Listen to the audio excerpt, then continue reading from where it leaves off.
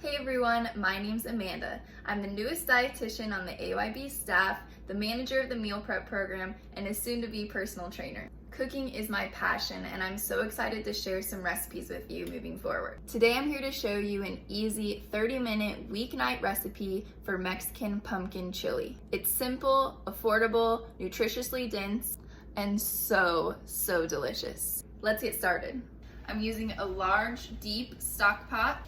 It's been heating up over medium heat. First ingredient into the pot is ground turkey. You could use ground protein of any kind or diced chicken if you like. Plop it right in. Boom.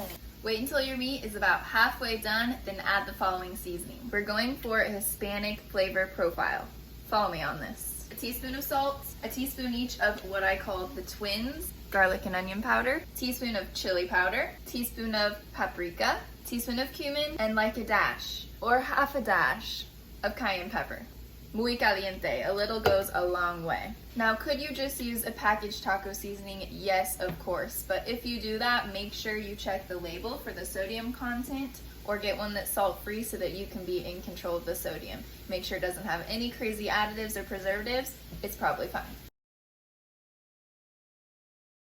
When your meat is completely cooked, put it on a separate plate and set it aside. We'll add it back in at the end. 2 tablespoons of a healthy oil. I'm using extra virgin olive oil. For the veggies, I'm using 1 onion, 1 red bell pepper, 1 green bell pepper, and 2 jalapeños, which have been seeded. I'm a little bit of a spice baby. I'm gonna let these cook down and sweat for about 5 minutes until they're tender crisp. Sweating means that I'm going to cover them with a lid and allow them to cook within the moisture that evaporates out of them. It also helps them cook a little bit faster. We're on a weeknight time crunch, people.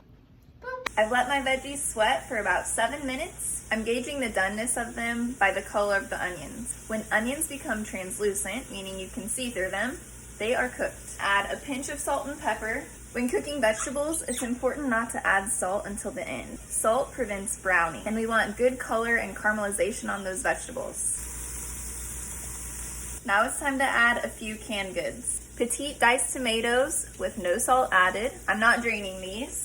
I want that tomatoey stock to add to the chili. Pinto beans, also no salt added. Also not draining these because I want that thick starchy water to help thicken up the chili a little bit. Next is corn. At my grocery store, they didn't have no salt added available, so I just got the regular corn, but I drained it and rinsed it twice. Every time you rinse canned vegetables, it reduces the sodium content by half. The last canned good is 100% pure pumpkin, not pumpkin pie filling. Of course, it's right on season with tasting like fall, but pumpkin is really high in lots of vitamins and minerals, especially vitamin A, which is great for eye health and skin health. It's also very high in fiber, which can help to lower cholesterol and help us feel fuller longer. The pumpkin brings a really creamy quality to chili, which I prefer to a watery, soupy chili. Next is just 1 cup of chicken broth. This is low sodium chicken broth. Basically, I just pour it until it covers the surface of everything in my pot, and then I stir it together.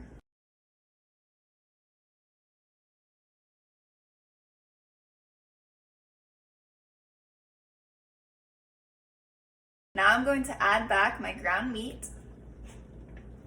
I'm also going to add those same Hispanic seasonings that I added to the meat in the same quantity. Let's go back over it. A teaspoon of salt, a teaspoon each of garlic and onion powder, a teaspoon of chili powder, a teaspoon of paprika, a teaspoon of ground cumin, and a dash or half a dash of cayenne pepper. Stir to incorporate all the seasonings. Now I'm just going to cover it with a lid and let it simmer for 10 minutes on medium-low heat. Then it'll be ready to eat. Oh my gosh, you guys, this smells like fall. It smells like Mexican spices.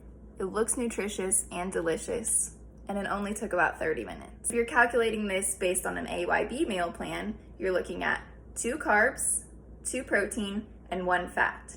And if you have a cornbread muffin, that would add 1 carb. This is an easy and nutritiously dense chili that you can make ahead and eat all week. If you try this recipe, tag us in your posts and let us know if you try it. Happy cooking!